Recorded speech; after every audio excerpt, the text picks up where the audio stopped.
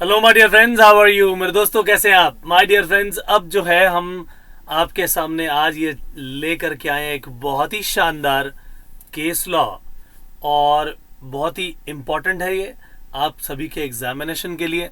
मेरे दोस्तों, ये जो केस था Lily White versus Munuswamy, R Munuswamy, इसमें एक नया आपको जो है एक जज का एक नया पर्सपेक्टिव आपको नजर आएगा, और सिर्फ प्लेन लॉ को फॉलो करते हुए हमेशा और हमेशा डिसीजन नहीं दिया जाता।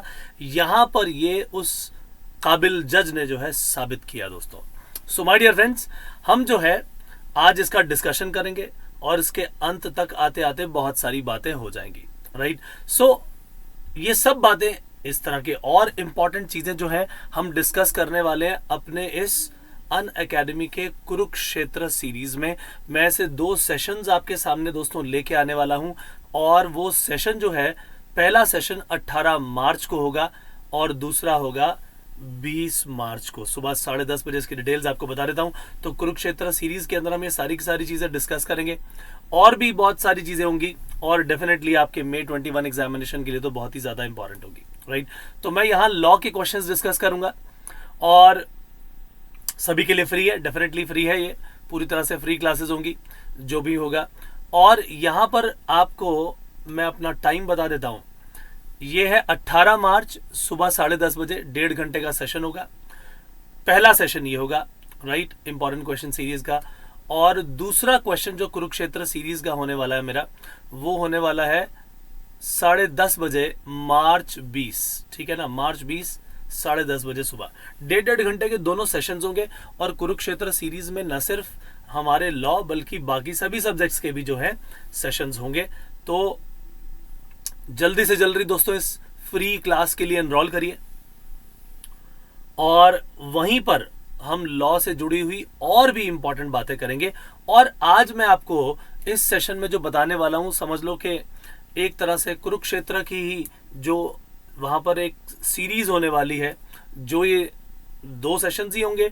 पहले प्लान ये था कि भाई 3 करें, फिर मुझे लगा कि 1.5 घंटे के 2 सेशन करते हैं, ताकि थोड़ा टाइम सबको ज्यादा मिले इसमें। और यहाँ पर हम लॉ की बहुत ही खूबसूरत तरीके से यहाँ पर बातचीत करेंगे। वहां पर कुछ केस स्टडीज भी हो सकती हैं, वहां पर कुछ MCQs भी हो सकते हैं, बट जो भी होगा आपके एग्जामिनेशन पॉइंट ऑफ व्यू के लिए बहुत ज्यादा इंपॉर्टेंट होगा। माय डियर फ्रेंड्स, चलिए स्टार्ट करते हैं अपना ये केस था Lily White versus R Munuswamy. So मेरे दोस्तों, 13 मई 1963 को आर मुनुस्वामी ने क्या किया, एक नई साड़ी दी, 6 यार्ड थी उसकी लेंथ, राइट। और जिस फर्म को ड्राई क्लीनिंग के लिए दी थी वो थी ये मैसर्स लिली वाइट, राइट। सो इस केस को पहले सॉल्व भी किया गया, उसके बाद जो है फिर दोबारा से पिटिशन हुआ। लिली वाइट वालों ने ही पिटिशन दायर कर दिया था कि किस तरीके से जो है वाई शुड वी पे। तो धीरे धीरे करके आपको इसके बारे में बताऊंगा। तो आइए सबसे पहले इसकी कहानी सुन लेते हैं। तो मुनुस्वामी ने किया क्या, अपनी एक साड़ी दी और वो ड्राई क्लीनिंग के लिए दी गई। अब ड्राई क्लीनिंग के लिए दी गई तो आपको मालूम है कि जब ड्राई क्लीनिंग के लिए हम देते हैं तो उसके बाद हमें वो एक स्लिप देते हैं, जो एक तरह का बिल भी है, और उस बिल के पीछे टर्म्स एंड कंडीशंस लिखी होती हैं। उन्होंने कहा लिली वाइट वालों ने कि ठीक है जी, हम तो आपको आर्टिकल दे देंगे, ड्राई क्लीन करके वापस आपको रिडिलीवर कर देंगे 18 मई को, राइट। तो उन्होंने 5 दिन का समय मांगा और कहा ड्राई क्लीन करके हम आपको वापस दे देंगे, जैसा जनरली होता है। अब जो टाइम दिया गया था भाई, उस टाइम तक तो ये साड़ी डिलीवर की नहीं गई, इट वॉज नेवर रीडिलीवर्ड। और बाद में पता चला था कि गारमेंट जो था वो डिसअपियर हो गया, पता ही नहीं चला, राइट। अब इन्होंने कहा कि भाई ऐसा है कि ये रिवीजन पिटिशनर्स थे, पिटिशन इन्होंने फाइल किया था बाद में। पहले प्लेंटिफ कौन था केस में, मुनुस्वामी था। उसके बाद जो है इन्होंने रिवीजन पिटिशन दायर की थी लिली वाइट वालों ने। तो ये फाइनल रिवीजन पिटिशनर थे कि जी हम इसकी रिवीजन के लिए आपको बोलते हैं, ठीक है। तो रिवीजन पिटिशन करने के बाद भी ये हार गए थे लिली वाइट वाले। तो अब उसमें हुआ क्या, इन्होंने कहा जी कि हमने तो जो है इसका ध्यान रखा, लेकिन हमने जो है, सिंपल सी बात है, हमने अपनी ऑलरेडी टर्म्स एंड कंडीशन में लिखा हुआ है कि हम तो केवल और केवल आधा पैसा देते हैं अगर कोई गारमेंट खो जाए तो। सो लिखा है कि यहाँ पर केवल नेग्लिजेंस के बारे में ही लिखा गया था, लेकिन प्लेंटिफ ने कहा मुझे तो भैया पूरी मार्केट वैल्यू चाहिए। उस समय 220 रुपए की वैल्यू थी। ये कहते नहीं जी नहीं, हमने तो अपनी डिफेंस में जो है इन्होंने कहा कि हमने रिवर्स ऑफ द बिल में अपनी कंडीशंस डाली हुई हैं, और जो भी ड्राई क्लीनिंग के लिए दी जाती है उसमें कंडीशन नंबर 2 लिखी हुई है कि अगर कस्टमर का कोई ये गारमेंट खो जाता है तो 50% दिया जाएगा मार्केट प्राइस का, जो भी वैल्यू आर्टिकल की है, अगर कोई लॉस हो गया तो। और क्योंकि हमने ये टर्म्स एंड कंडीशंस पहले ही बता दी थी, तो इसीलिए हम तो सिर्फ और सिर्फ जो है वी आर बाउंड टू पे ओनली 50%। तो मैसर्स लेली वाइट वाले बोलते हैं हम तो 50% देंगे जी, 220 रुपए की उसकी वैल्यू थी, 110 रुपए हम दे देंगे, जो भी साड़ी आपकी खो गई है। अब जो मुनुस्वामी है वो कहता है नहीं जी नहीं, मुझे तो पूरी की पूरी वैल्यू चाहिए, और ये तो जो है इनकी नेग्लिजेंस के कारण हुआ है। तो अब सवाल ये आता है कि भाई कॉन्ट्रैक्ट जब होते हैं तो कॉन्ट्रैक्ट में टर्म्स एंड कंडीशंस पहले ही बता दी जाती हैं, ये बात हम सब जानते हैं। और अगर टर्म्स एंड कंडीशंस कॉन्ट्रैक्ट होते वक्त बता दी जाए तो वो टर्म्स एंड कंडीशंस मानी जाती है। अब यहां पर भी सवाल यही था, समस्या यही थी। और प्रोविजन ऑफ लॉ क्या कहता है? प्रोविजन ऑफ लॉ तो यही कहता है भी, फंडामेंटल प्रिंसिपल्स क्या बोलते हैं कॉन्ट्रैक्ट के, कि अगर कोई कंडीशन कॉन्ट्रैक्ट की ऑलरेडी प्रिंटेड है किसी रिटन डॉक्यूमेंट में, like on the reverse side of the bill, तो जब बिल को रिसीव किया गया कस्टमर के द्वारा तो इसकी टैसिट एक्सेप्टेंस हो गई, उस टर्म की टैसिट एक्सेप्टेंस हो गई कि ठीक है जी मैं तो इसको एक्सेप्ट करता हूं, कॉन्ट्रैक्ट वैलिड हो गया। तो अब जो है लिली वाइट वाले कहते हैं हम तो पैसा देंगे आधा, मुनुस्वामी कहता है नहीं जी नहीं, मुझे तो पूरा चाहिए, इनकी नेग्लिजेंस है।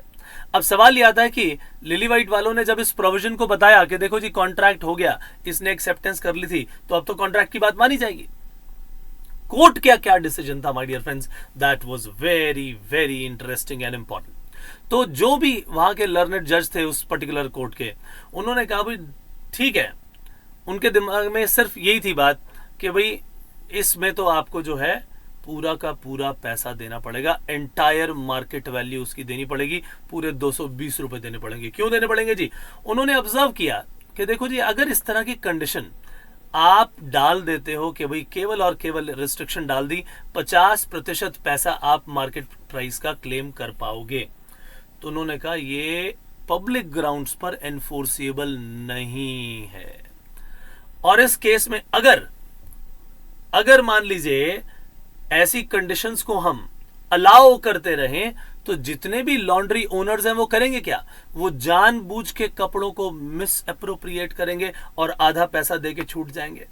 तो ऐसी कंडीशन ना आए, इसीलिए क्या किया जाए, इस पर्टिकुलर केस में हम क्या बोलेंगे कि पूरा का पूरा पैसा दिया जाएगा। लर्नेड जज के वर्ड्स ये थे, it appears to be very clear that a term which is prima facie opposed both to the public policy and to the fundamental principles of law of contract। कहते जी फंडामेंटल प्रिंसिपल जो है वो ये नहीं बोलते कि जो कॉन्ट्रैक्ट में लिखा है वही होगा, वो ठीक है, लेकिन पब्लिक पॉलिसी नाम की भी कोई चीज होती है, it should not be against public policy, और इसीलिए हम इसे एनफोर्स नहीं कर सकते मियरली बिकॉज, केवल इसी कारण से कि वो प्रिंटेड कंडीशन जो है पहले से रिवर्स ऑफ द बिल में लिखी हुई थी और टैसिट एक्सेप्टेंस जो है हो गई जैसे ही बिल कस्टमर के द्वारा रिसीव किया गया, हम इस बेसिस पर इसे फुलफिल होने नहीं देंगे। Certainly the conditions printed on the reverse of the bill may well govern और मॉडिफाई एनी सिंपल कॉन्ट्रैक्ट। उसने बोला कि भाई, जज ने बोली ये बात कि जो भी बिल पर लिखा गया हम मानते हैं कि वो एक सिंपल कॉन्ट्रैक्ट्स होते हैं, लेकिन उसका मकसद क्या होता है ये भी तो सोचो। उसका मकसद ये होता है कि उसमें जो बिल बना है उसका अमाउंट आप पे करोगे, इतने टाइम में आप ले जाओगे, राइट। तो अगर ये सब चीजें बिल बनाई जाती हैं, सिंपल टाइप का कॉन्ट्रैक्ट बनाया जाता है ड्राई क्लीनिंग का, तो मकसद उसका ये होता है कि ड्यू चार्जेस पे किए जाए सही समय पर, ठीक है कि नहीं, और एक प्रूफ हो जाए कि हाँ जी हमने आपको अपना सामान दिया था। तो subject to the obligation on the part of the businessman to perform the process properly. उसमें यह भी लिखा जाता है कि हाँ भाई हमारी, जैसे लिखते हैं ना कि चरख की कोई इसकी कोई गारंटी नहीं है, कलर की कोई गारंटी नहीं है, तो इस तरह से जो है काम करते करते ऐसी प्रॉब्लम आ सकती है आपके, इस तरह के कपड़े पर ऐसा नहीं होगा, तो वो अपने आप को बचाने के लिए कुछ टर्म्स एंड कंडीशंस लिखते हैं। वो केवल ठीक है, और कस्टमर के हिसाब से वो इस तरीके से करते हैं ताकि हम एज इट इज बिल्कुल जैसा कपड़ा आपका लिए है वो सही कंडीशन में आपको वापस दें।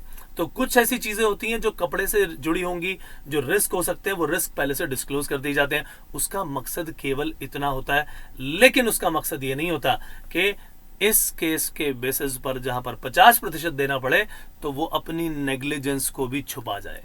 अगर वो वहां से चोरी हो जाता है या वो खुद ही उसका कोई इंप्लॉय बेच देता है तो फिर ऐसी सिचुएशन में क्या होगा माय डियर फ्रेंड्स, ऐसे सिचुएशन में वो जो कंडीशन इस बिल पर लिखी हुई है that will not be held valid और court will not enforce such a term which is not in the interest of the public and it is not in accordance with public policy। तो ये कहानी दोस्तों थी इस particular case की जो कि बहुत ही इंपॉर्टेंट था और ये शानदार केस था Lily White versus R Munuswamy. My dear friends, आज की क्लास यहीं करते हैं समाप्त। मुलाकात होगी नेक्स्ट सेशन में, तब तक के लिए बाय बाय, टेक केयर।